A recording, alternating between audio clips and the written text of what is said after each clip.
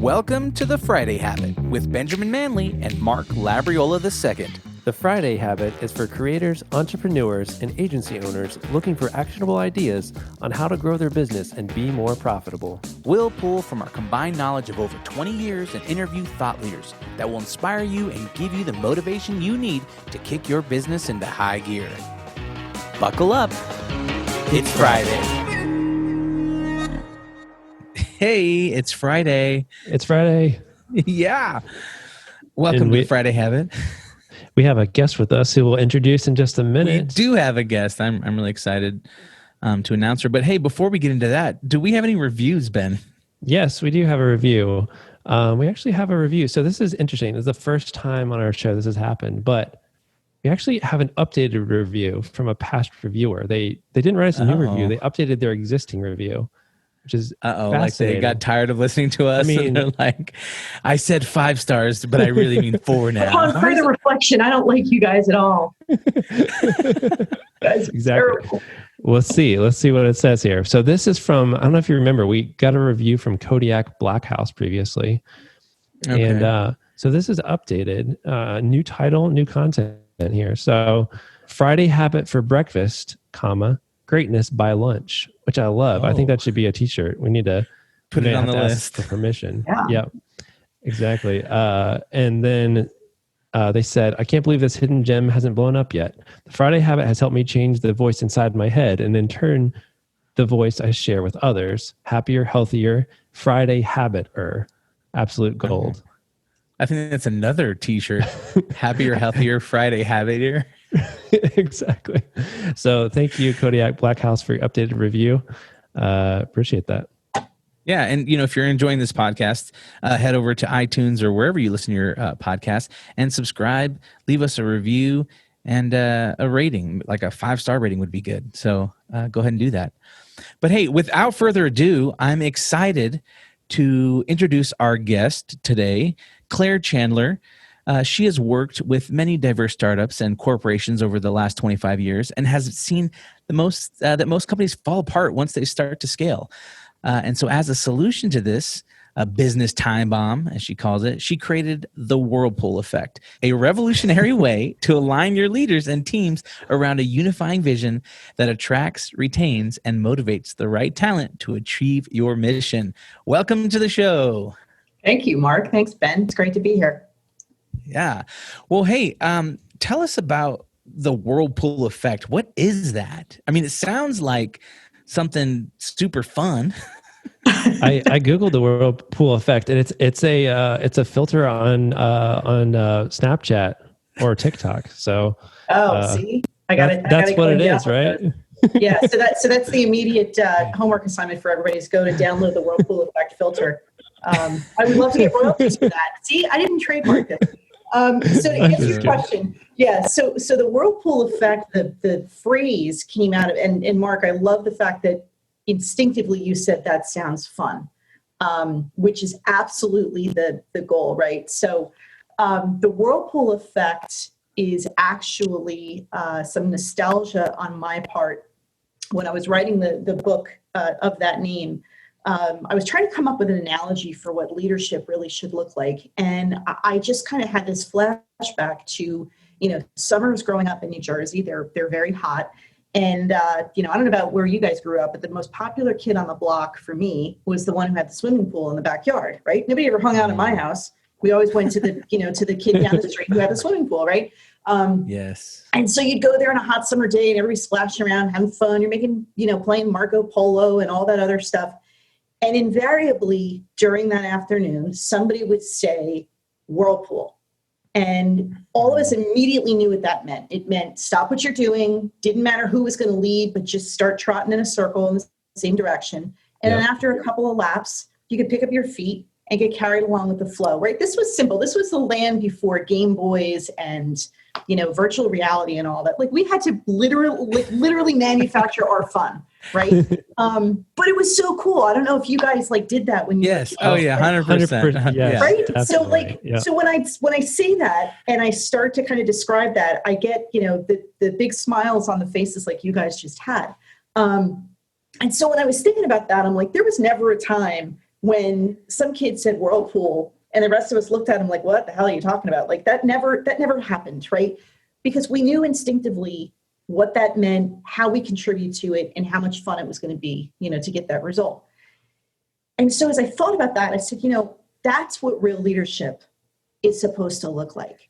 You're supposed to be able to stand up in front of your people or in the midst of them and convey a very simple message, which they immediately get, embrace, enthusiastically contribute to, and join in celebrating the positive results that come from that.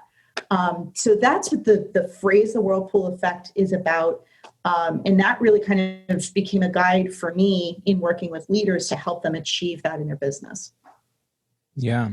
And so what are some of the things that a leader needs to start to focus on in order to get that? Because I love that idea of like you said, no one, when someone yells whirlpool, right? No one says, why would I follow that person or whatever? Like everyone just jumps in. That again. It's so boring last time. Yeah, yeah, right. Exactly. They jump in and do that.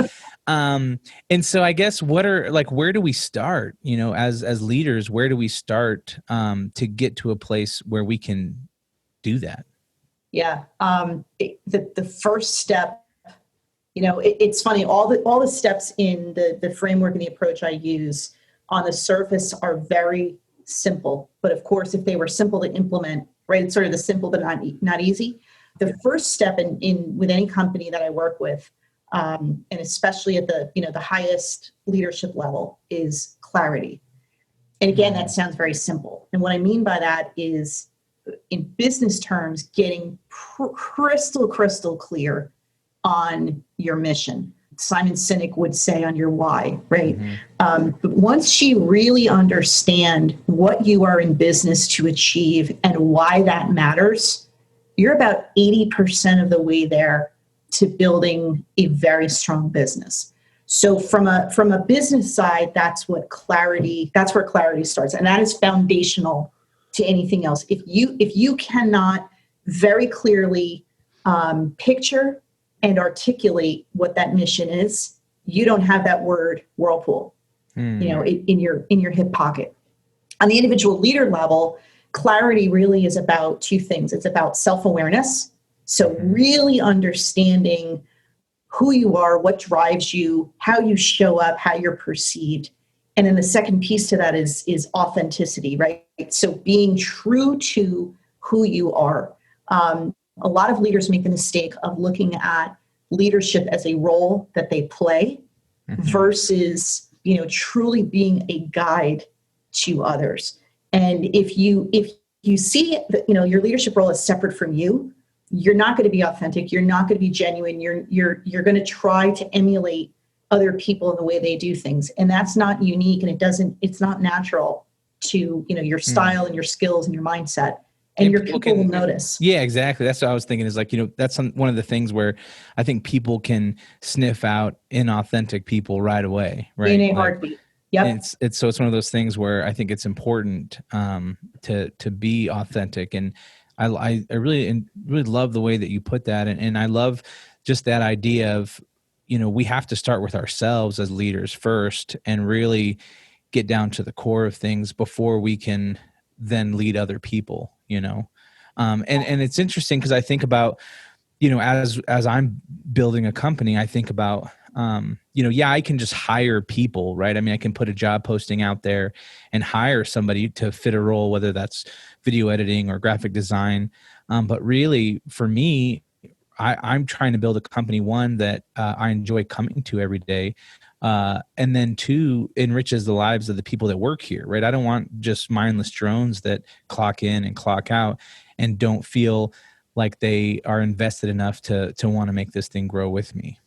Yeah, that's right. I always say, regardless of the size of the company, but especially when you're small and trying to grow, you want to hire for attitude and you want to train for skill. And, the roles that you just talked about, are more technical, in terms of the skills that they need.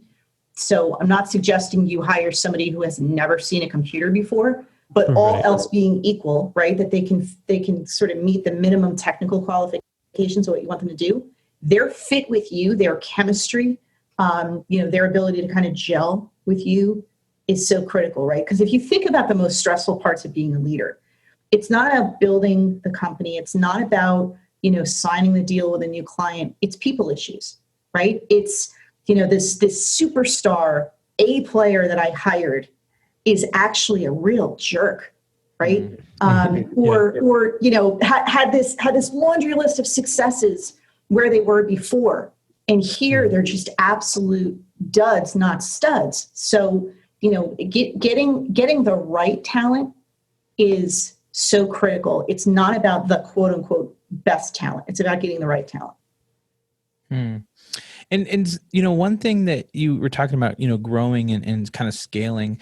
One of the things I was curious about is, what are your thoughts on how do you grow without losing that company culture? Without sometimes I feel like I have a small team right now, and I'm afraid it'll break if we grow, and if I start adding more people to the bus, that I won't have this enjoyable place that I'm at, And so, what does that look like? Yeah. And so the first pivot of growth that any company or founder faces is where you're sitting right now. You have this amazing, start of something, right? That is a direct expression of your personality. A company that founder starts is by its nature an expression of that founder's personality. And it's one of the things that makes it so great and so magnetic and so attractive to people because, wow, here I can come and work for somebody who, doesn't believe in walls and doesn't believe in closed doors and wants me to, is okay with me failing because we're going to fail forward, right? Where we have meetings, but they're literally he's standing on a desk or he's standing on top of the spiral staircase. It always seems like startups in my mind always have a spiral staircase where the founder whatever. I watch a lot of movies. But where those employee meetings or jam sessions, right, in person. Well, now you're growing, and it's also 2020, by the way. So you may not even have the luxury of just kind of getting everybody, in the same room at the same time. I was just in a meeting last week with a new client. They are a small company, but they have, they're sort of at this point where they can become victims of their success or use it as an opportunity to replicate their early success because they're growing into, new states. So they're not just in, drivable distance. They're, across the country. And literally the whole senior leadership team is in the room. And they were having a little bit of a sort of a crisis management session. And they invited me in to just kind of listen in and see, what the dynamic was all about. And the biggest complaint that the leaders kept coming back to was it's their newest location. It's at a critical point with the client where they've got to, fire on all cylinders. And because they are all, that location is staffed by entirely outsiders, they're having a bit of a culture clash. And literally a couple of the managers in the room said, when we go into a project and it's all of us who grew up in the company, which is not terribly old, we automatically get it. Why don't they get this? I don't understand. We don't understand why they don't just intuitively get the way that we do things. And that is always a critical component when a startup company grows is how do we replicate the personality of the founder, the intimacy of that culture, the feeling that I'm going to let you down if I don't contribute to creating that whirlpool effect, right? And it's much more difficult to try to replicate that with brand new people coming from the outside. That makes sense. How do you grow people into that? When people are in there, is it something like, well, here, you read the manual and now you have our culture? Or is it taught just by, by observing, is it just a matter of time that it takes? Or do you pick people based on certain personality traits with a really special interview? Or what are some techniques or strategies that you use? Yeah, so I kind of chuckled about the handbook, but that is right. Actually a very important tool when it's done right. And again, it comes back to being authentic, right? Mm-hmm. You can't just have you don't want to just put in a one size fits all employee handbook. It can be anything from a very strict, these are the rules of the road, to something like the Zappos model, where it's a culture guidebook that again is authentic to who they are. I shed a tear last week or 2 weeks ago when I read that Tony Hsieh was retiring as the CEO of Zappos, but he's done such a fantastic job of infusing his vision for what the culture of Zappos will always be about, indoctrinating that, bringing in people the right way so that they reinforce that, and literally documenting what that culture needs to look like and what it feels like and what the results of that are. If you have not read the Zappos culture book, that's a must read. You got to go pick that up. Yeah, love that book. Yeah. So, so how do you kind of get to there? It's interesting because when you talk about, the clarity of mission and the clarity of culture, I firmly, emphatically believe that the biggest impact on a company's culture is the behavior of its leaders. And, in talking with this company last week, I reminded them of that. And I said, listen, you guys have the biggest impact. Culture is not grown from the bottom up. It is reinforced or diluted from the bottom. And every time you bring in somebody and every time you tolerate behavior that runs counter to the culture that you want, every time you let problems go too long, every time you ignore conflict by telling yourself, and I've heard so many different leaders say this, well, they're adults, they're going to figure it out. I don't have to come in and intervene because I hired adults and I'm not going to referee, right? You ignore the problems, they go away. You ignore the behavior you want to see repeated, that will go away. So, when you have a bunch of leaders in a room who kind of grew up out of that foundational culture, the founding culture, the startup, and they all get it and they say, we get it, why don't they get it? It's crystal clear to us. It may only be crystal clear to that group because they've been there so long and they've literally grown up together in that company over, 5, 10, 15 years, whatever it is. It's now, how do you bottle that up? And that comes back to clarity. You can't just say, when we all get to the same room, we feel the clarity, we know the whirlpool effect, we know what we're supposed to do, it's great. You have to be able to communicate that. So clarity is absolutely the first step, but communication has to come out of that. And again, it has to be authentic. It has to be, in many different forms, but it has to be consistent. Every single person who interacts with the employees, with the clients, with the customers, with the community has to not just be singing from the same songbook, but doing it in a way that is authentic to them and is authentic to the mission. That's the way you start to kind of bottle up that personality. But it takes a lot of leaning your shoulder into the wheel and constantly maintaining that, because people from the outside are not just going to observe your senior leadership team getting along, like gangbusters and just say, okay, well, they must be onto something, so I'm just going to, put in extra discretionary effort. They're not going to do that. If they don't believe in your company, your culture, your mission, and where you're going to want to go, you're not going to be able to achieve that whirlpool effect. Mm-hmm. You said something about like bottling up, your founder's energy or whatever that is. That's one thing that I think is interesting to me as well, is in the way that, right now, I have a small team of, 4 people. And so it's easy for me to kind of be here and communicate and direct things the way that I want them to go. But as you grow, how do you, because I'm already starting to feel like, well, I can't be in every single project. I can't, interact directly with every single client on every single issue. So I'm already starting to feel a little bit like, well, how do I, maintain that energy that I originally founded this company on? How do I maintain that, going forward? Yeah. And you're definitely in the founder's dilemma. And I've worked with a lot of founders who kind of get to the same point where they say, this client came on board because they want to work with me. And it's not conceited to say that. When you're a founder and you're a startup and you're in those early days, you are wearing all of those hats. Mm-hmm. I'm a solopreneur. So when I'm in the room with a client or a prospect, I am the business developer. I'm the person who's going to execute it at the end, but I'm also the accounting manager. Right. Yeah. And it's about how do you wear those hats at the most appropriate time so that they don't interfere with each other. But it's also, how do you infuse and infect every single person you bring on as you bring them on and as you bring them along, so that they don't walk and talk exactly like you do, but they totally get the culture and they, metaphorically would die to defend it, because you cannot grow. And this is, the other part that's so critical about this first growth pivot you're in.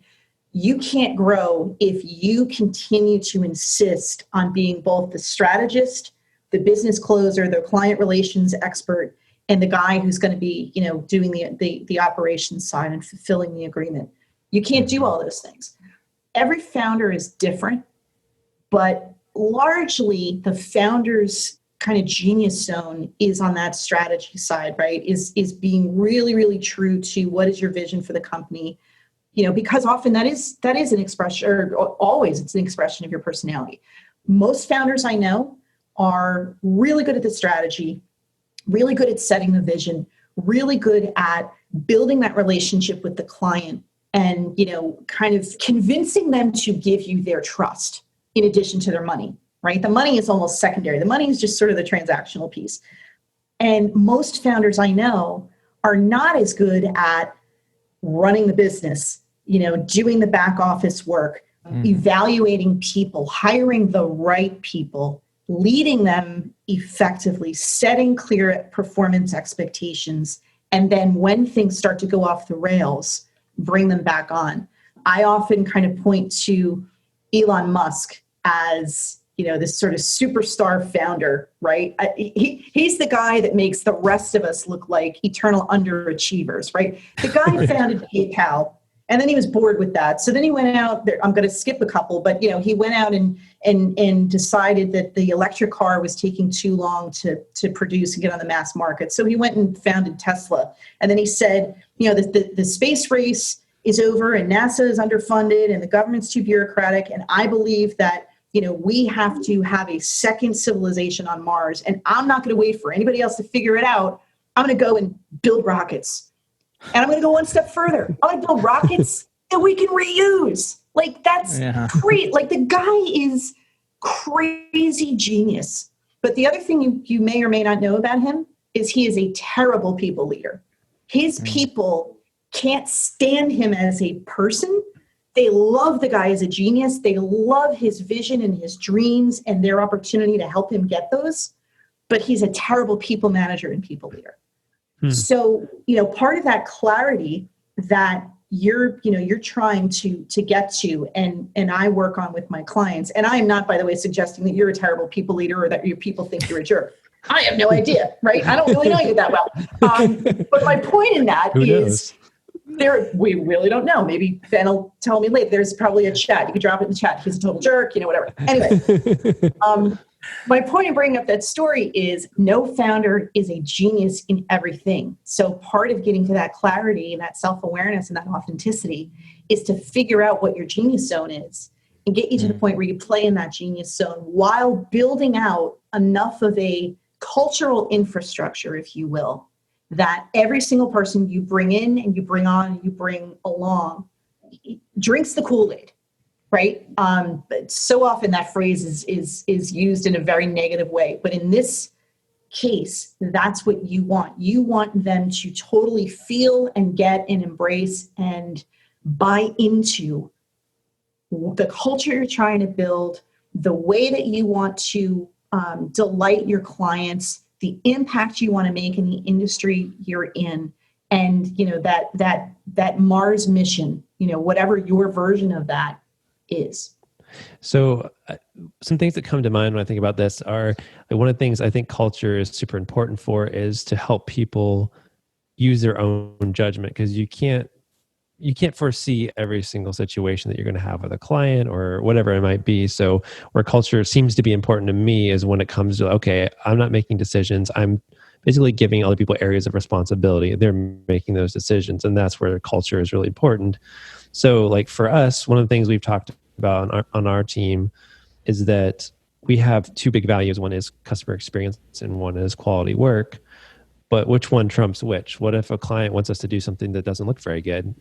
What do we do in that situation? So it's like, okay, customer experience for us trumps quality of work. So we know that if a client really wants it, we would just warn them and say, hey, this is not going to look good or work well, but we will do what you want because we want you to have good experience, or okay, which one trumps like work-life balance?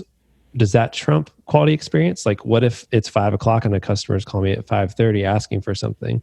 For us, like, work-life balance is more important. So, hey, when it gets off after 5:00, you're not responsible for answering those anymore. So, like, what are is that the type of thing that helps bottle up that founder, culture? Is it like a set of principles sometimes?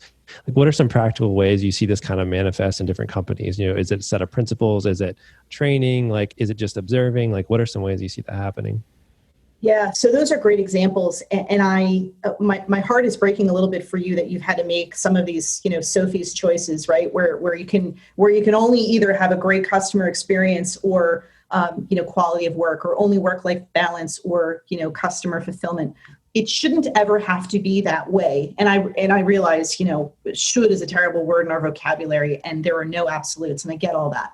To me, just even in the short examples you just had, it reminds me of back when I was in my last corporate role. I had a Post-it note sitting right above my computer monitor, and it said, "Tell them why." You were talking about, we're if we have to go to a client and say, we don't really agree with the design choices you're making or what have you, but this is going to make you happy. Or you say to an employee, I'm going to ask you to do something, today that you haven't done before. Most managers and leaders stop with the directive, right? They kind of end with, this is the expectation, or this is what I'm going to do. When you remember to tell them why, it literally takes an additional 5 to 8 seconds, not talking minutes, certainly not hours, to paint that context, right? Whether it's talking to your employee, talking to your client, talking to a customer, talking to your mom, like just explaining the why behind, one of our core principles is, customer experience, but one of our others is quality of work. So I really want to talk through this with you, because what you're asking for, I know you believe is going to make you happy, but you came to me for a reason. And one of the things is not just the quality of our work, but the principles that hold up our culture, right? And so kind of telling them a little bit more of the why of, and therefore, this is my recommendation. Are you always going to win those stylistic battles with customers? No, because sometimes they want, I don't know. I can't even think of a design choice that's like offensive enough that you haven't already seen. They want papyrus font, okay? They want papyrus font, and we don't want to give them papyrus. Right? Yeah. It's a pretty font. I've used that before.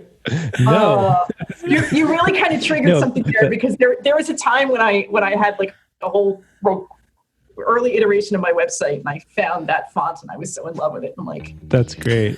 Yeah, it's terrible. Hey, it's happened. It's happened to the best of us. Even James Cameron with Avatar. I mean, he used a modified version. My tattoo, my very first tattoo I ever got was papyrus font. What? Oh yeah. No way. I just went on to Microsoft Paint. All right. So wait a second. So Mark just lifted up his sleeve, and there was papyrus on his arm. All right, that's it for today's episode of The Friday Habit. We will be talking with Claire next week. The second half of this interview will be playing then. So if you want to catch that, just go ahead and subscribe so that you can be notified when that episode comes out. And you can go to thefridayhabit.com to find show notes for this episode. You can also find links to our websites and ways to get in touch. At the very bottom of the page, you can download our guide to the Friday Habit system, and that will show you how to set aside one full day each week dedicated to working on your business instead of in your business. And if you enjoyed this episode, please leave us a review in the Apple Podcasts app. As always, thanks for listening, and until next time, live every day like it's Friday.